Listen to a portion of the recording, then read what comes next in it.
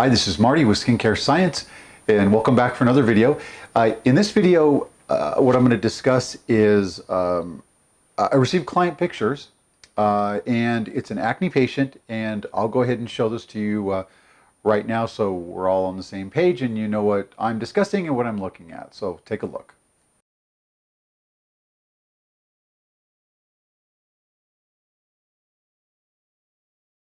As you can see, there's quite a bit going on. So let's go ahead and write up on here. We've got Fitzpatrick 3 on the small scale. Obviously acne, oily.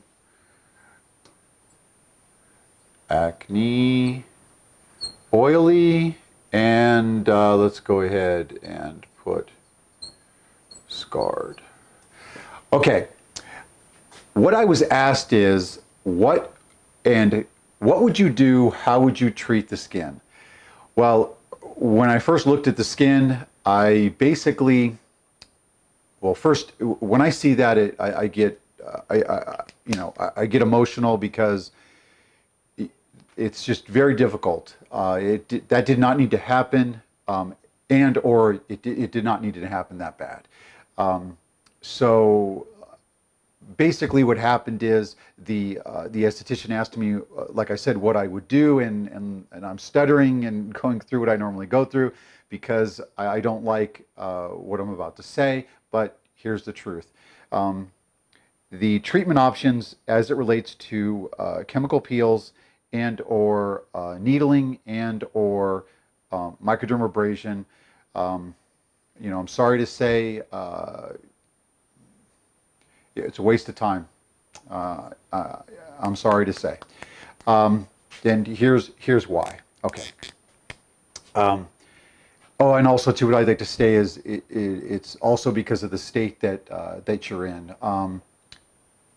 In your state. Oh my God! Look, there's a. Hold on.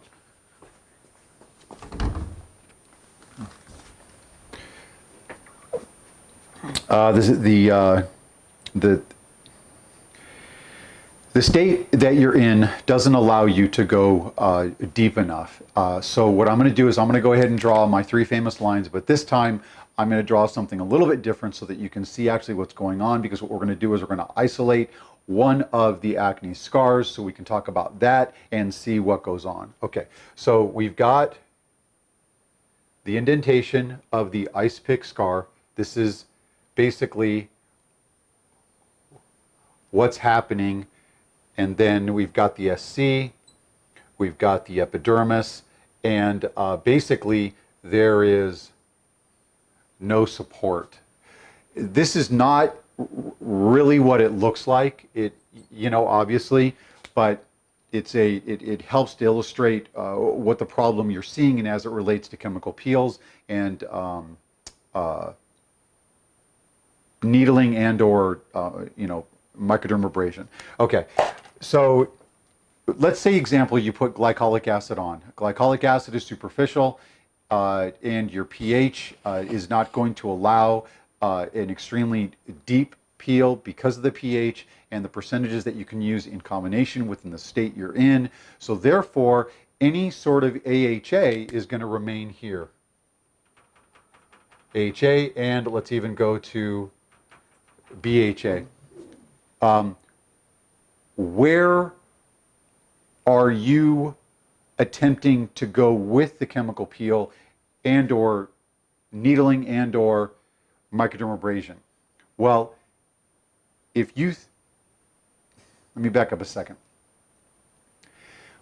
As you look at this picture, the area of scarring is in here. The support for the epidermis is coming from the dermis, and the hair follicles and or sebaceous glands and or damage that was done by the acne is here. So an AHA and a BHA is pointless. Now let's bump it up to trichloroacetic acid, TCA or Jesner. Okay, your state doesn't allow you to use, either one of those. And so therefore, how are you going to how are you going to peel deep enough to even sort out the client's need of a complete removal of the epidermal layer, or a peel so deep that we can get serious collagen production or serious wound healing?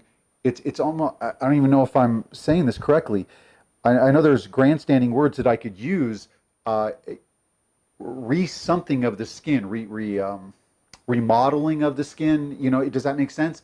You just can't get deep enough. So even with the needling, so let's say, for example, you really go deep with the needling, and in your state, I haven't done the exact research, but in the state we're talking about is Ohio. I don't think you can do this. You know what I mean? And go deep enough. And even if you did, please explain to me, as the skin functions, how are you going to be able to create enough assault on the dermis to fill in these deep pockets of, not of air, but where the structure's not there to support the epidermis, which is what you're seeing here. Does that make sense? So, and then also too, dermabrasion.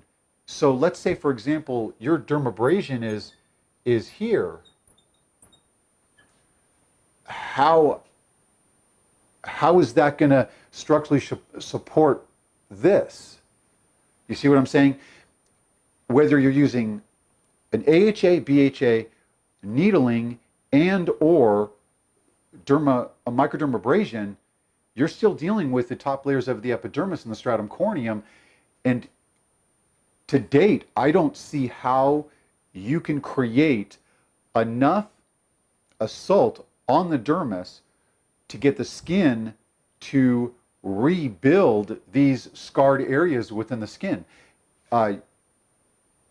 Basically, as a professional esthetician in the state of Ohio, you cannot go deep enough or assault the skin. It just doesn't. It's not going to happen.